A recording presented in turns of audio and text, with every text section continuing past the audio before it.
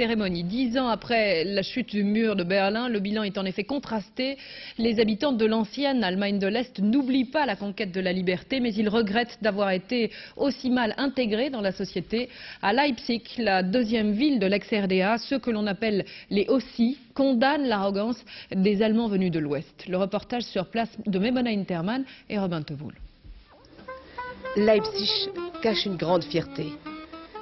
C'est d'ici que tout est parti en 89.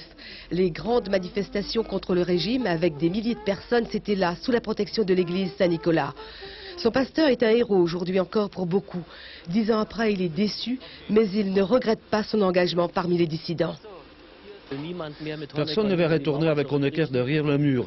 Personne ne veut revenir au délabrement, à la pauvreté avec les appartements sans toilettes. Ça, on n'en veut plus.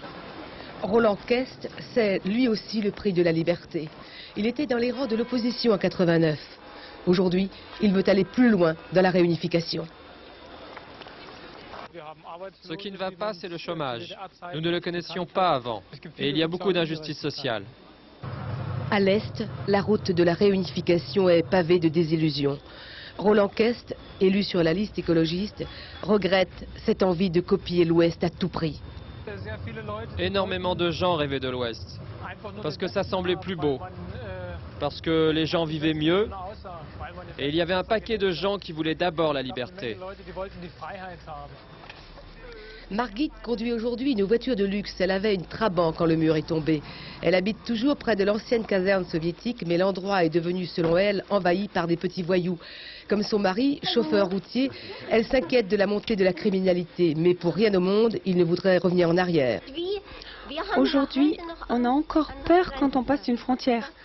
C'est encore en nous, ça. Quand on arrive à la frontière, on se croit toujours obligé d'arrêter la voiture, de sortir les papiers. Même si personne ne cherche à nous contrôler, quand on arrive par exemple de la Forêt Noire pour aller à Strasbourg. Comme d'autres ici, ce qu'elle regrette, c'est l'absence de chaleur dans les relations avec les Allemands de l'Ouest. Ils nous regardent en coin, on se demande donc qu'est-ce qu'il a comme voiture. Pour nous, ça ne compte pas. Nous, on avait une Trabant et on n'en est pas mort. Et qu'est-ce que c'est leur problème aux Allemands de l'Ouest? Ils prennent un avocat pour tout et n'importe quoi? Quand la vue d'un nain de jardin les dérange? Non, franchement, on n'a pas du tout les mêmes préoccupations.